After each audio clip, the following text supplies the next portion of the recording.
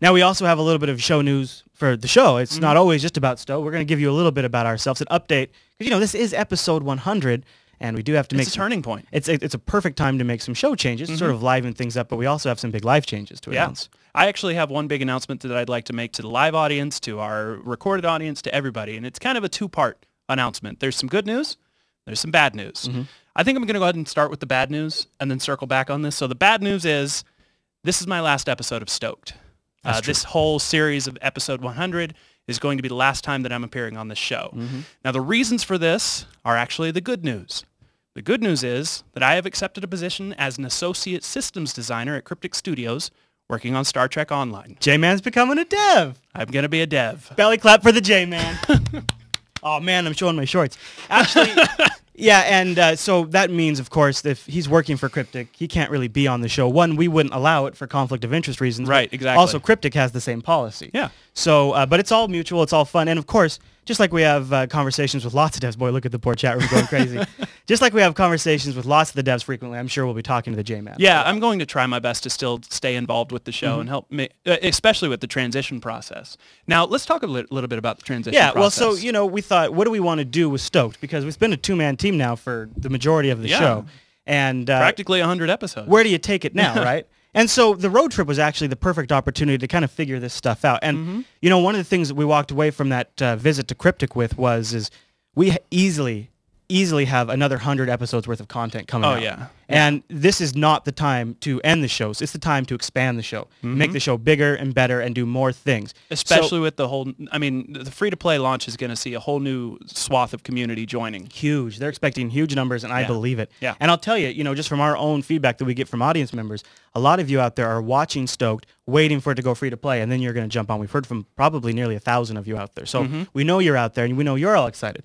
The show's got some awesome things coming down the pipe. One of the things we're most proud of on STOked, and we don't actually talk about it a lot, is, I mean, we do mention it, but it's Jupiter Force. Yeah. It's a 400-person team strong, and we have radicalized the Jupiter Force, and they're going to become the production core for STOked. Yeah. Doing new segments and topics and things like that. And to a certain extent, some of them are going to be taking my place as a co-host. Yeah, we'll introduce some roundtable segments with people that will go through a selection process and be vetted.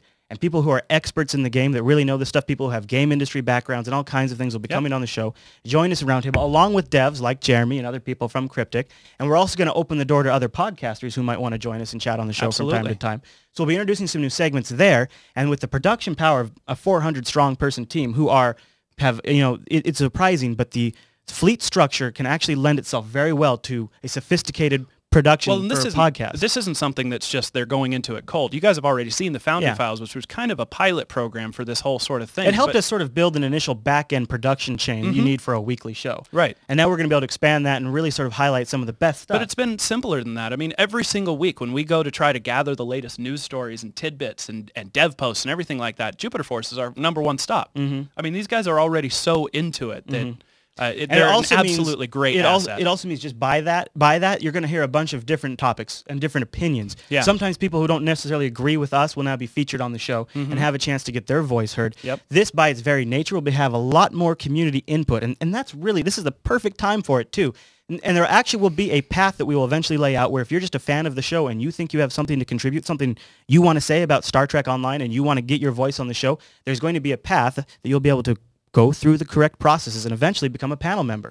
And it's going to be an entirely new, exciting direction. Yeah, it's basically going to take STOked to the community. We've always tried to be a voice for the community with our community feedback segments and everything, but this is basically going to be hands-on. You guys are going to take a driver position. Now, it is a big change. Yes. And we recognize that. Yes. It'll probably be some changes in the show, and we'll be working out a bit. So what we're going to do is take a lot of the content we got from Cryptic, and like we mentioned at the top of the show, release it for about the next 3 weeks.